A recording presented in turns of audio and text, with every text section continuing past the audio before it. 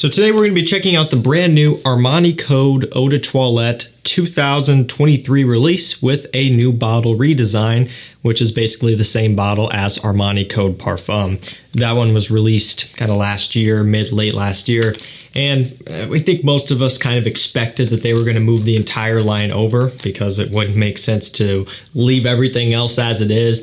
And to be fair, I think the new presentation is a really nice upgrade. The only thing you have to wonder is when they're going through and they're changing up the bottle, are they messing with the scent? And so today I'm going to be comparing the new to the old style Armani Code Eau de Toilette, and we'll talk about if there are any differences and all of that stuff. And part of the reason why this bottle change is happening is because a lot of these big designer brands are going towards the refillable route. So this new bottle style here is refillable. You can go on Armani's website and buy a refill for a lower cost compared to buying a whole new bottle. Dior is doing the same thing, and a lot of other larger designer brands as well, and probably even some niche brands for that matter. Well, for example, Killian has been doing it that way for pretty much ever. So, you know, it's cool to see. And I do think every now and then a little update doesn't really hurt anything. And so when you take a look at the bottles themselves, definitely doesn't lose touch with what, you know, the classic Code look is, because none of these bottles are loud or obnoxious. You know, I think the whole Armani Code lineup in terms of the bottle presentation is quite classy, quite simplistic, and this one is no exception. So when you look on here, it just says Armani Code on the front. And if we compare this to the looks of the Parfum, it is the exact same thing, no coloration difference, no nothing, except this one just says Parfum. So pretty cool. And also when you look on the official Armani website, you don't see Code Absolute or Code Profumo anywhere. Are those being discontinued, or are they pulling those and are they going to rebottle them? You know, who really knows? I guess we'll have to find out. Now, here's one thing, I guess, that I noticed right off the bat. The Code Eau de Toilette has a snap-on cap. I was not expecting that. You know, this is the 125 ml, 4.2 ounce bottle, standard size. It's snap-on, and when I pull the cap off, it's almost pulling on that collar to where if I tried, in fact, oh, it's unscrewing, yeah. So, I mean, I've got Code all over the place. This unscrews, and that's how you refill it. So you gotta be careful with that, but it kind of feels really cheap, to be honest, guys. I screw it on all the way. There's still a little bit of a gap, and I guess it'll loosen up a little bit, but no magnetic cap. That's kind of weird.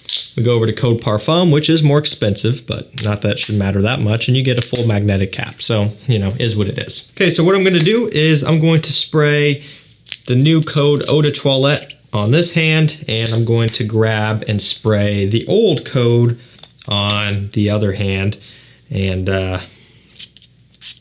we'll basically just smell them side by side right off the opening, and we'll kind of work into the mid as well before the video's over. So you get bergamot, tonka right off the top, a little bit of a floral component, smelling the new one here, the 23. Very reminiscent of Code.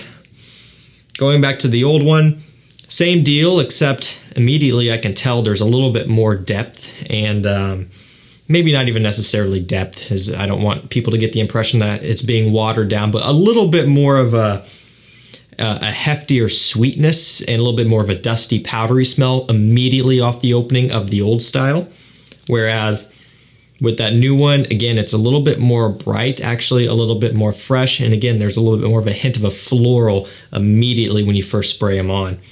It's kind of how I'm picking up on it right now. You know, I think I'm getting a little bit more of a ever so slightly warm spiciness off the opening of the old Code. And a little bit of a dustiness, you know, typical Code fashion. And this one's a little bit more light. And instead of having a dustiness, the new one's kind of having a little bit more of a creaminess off the top. Actually an interesting combination. The old one immediately has a little bit more of a slight spiciness, again, a warm spice almost, a little bit. Whereas the new one doesn't have a whole lot of that. It's a little bit more smooth. So we'll take a look at the note breakdown, and I'm going to be going off of Armani's official website, and the new Code is now officially live in the US here, so you can go and pick this one up at retail. And so let's see what we have. We have green mandarin up top. We have lavender in the mid, and we have tonka bean and cedarwood in the base. So pretty much a 4-note breakdown here, and that's pretty standard. You know, it's just really doesn't surprise me, honestly. And if we look at the old code, if I can get it pulled up here, let's see. The old code has lemon, bergamot, star anise, olive blossom, guaiac wood, leather, tonka bean, and tobacco. Honestly, I had no idea. I didn't even remember that the original had a little bit of tobacco in there. So again, with both of them, you are getting that fresh kick off the top, that bergamot type of deal going on. And then the anise would kind of give it a little bit of that slightly warm spice that you get. And so again, going back to them, smelling them side by side, here's the old style. On this hand, again, it's going a little bit more sweet. Now, Code itself is not a sweet fragrance, at least the Eau de Toilette isn't, but it is kind of trending in that direction. And this one here is still maintaining a freshness and almost a different type of a sweetness, almost like a brighter sweetness, like a sweeter floral component is what I'm getting in the newer one, and a little bit more smooth all the way around. Still get a little bit of that bright sparkle out of it. But it's not going as warm, spicy as the original so far. So when it comes down to it, I would say the general public really isn't going to tell too much of a difference. Now, if you have people who've been wearing this for years and years and years and they get up a new bottle, there's a good chance that, yeah, they might notice a bit of a difference there. I think for your average wearer, though, that hasn't been wearing this Code DNA consistently for several years, probably isn't going to be able to tell. And I think even the people who do notice, I don't think the difference is going to be enough to really get anyone too upset or too worked up. I mean, we're kind of, at this point, we're really splitting hairs with this. It's kind of similar to a Y Eau de Toilette. They had to reformulate that one due to, restrictions being tightened down. And so obviously they weren't going to discontinue the original, so they reformulated it and they re-released it. And so there are slight differences between the two. Now, I'm not saying it's reformulation at play here. However, you kind of do get a little bit of a difference. It's not to the point where it's a huge deal for most. I do think maybe in some instances for the people who are really picking up on it, maybe you would have a preference out of this. Maybe you would actually like the new one, being that it just starts off fresher. Maybe it'll be easier for you to wear. And maybe you can even pull off the new Code Eau de Toilette in the summertime on a more consistent basis. Whereas, the older style with a little bit more of that star anise, tonka, warm spice going on, it might actually be a little bit too sweet for you. Again, it's minute differences here, but maybe that would be the tipping point for you. So that begs the question, if you have the original Code, this OG bottle right here, do you need to go out and buy the new one? I really don't think so at all. I think you would be better off investing in Code Parfum if you don't yet have that one. You would be better off in investing in maybe backup bottles of Code Absolute, Code Profumo, just to be on the safe side. Maybe even backup bottles of the old style if you just want to have this one around. But to rush out and buy this when you have this, there is definitely a big redundancy factor here. Now, what if you're looking at it at the perspective of you don't have Code Eau de Toilette? Maybe you jumped in with the flankers and you're like, okay, I should probably complete the line here and pick up the original. Which one should you get?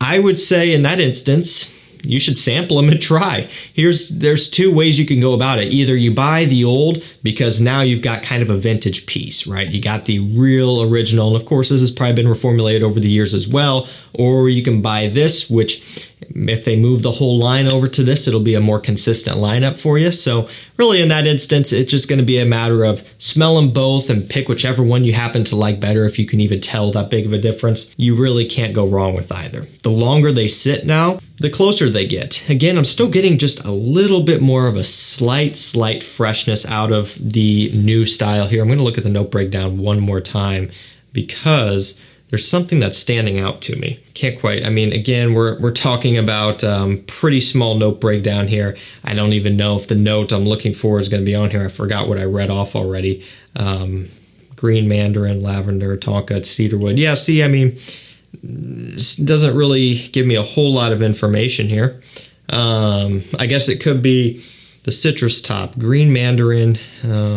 That's really all they give us. So a little bit of a creamy orange, but to me, I'm getting more so a brighter, fresher bergamot style rather than a sweeter type of orange deal going on. To each their own. The longer the new one sits, the Tonka is starting to come through a little bit to give it some of that dust and some of that slight sweetness, but for the most part, these are going to be very close to each other. I would say the difference is more so fall in the opening, and again, the longer they go, the closer together they get. So guys, that's going to do it for me, the new Code Eau de Toilette. In terms of scent, I mean, it's, really splitting hairs and it's nothing to stress over. Performance will be a different story. I can't imagine this is going to be a huge performer. That being said, it does feel to be a little bit stronger off the skin right now. That could just be because I'm, being bombarded with two of the same things. I think this one does have a little bit more of a snap to it. This one, the fresher one, the new Code, just a little bit more of a punch to it off here, which is making it a little bit easier to smell. We'll see about longevity, probably be average. None of these are going to perform like Code Absolute and Profumo,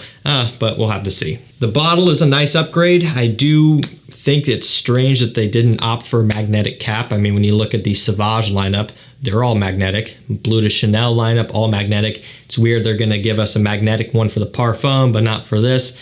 It is what it is. All right, that's going to do it for me, guys. Thank you so much for watching. Stay safe, stay healthy, and we'll see you tomorrow with another one. Take care.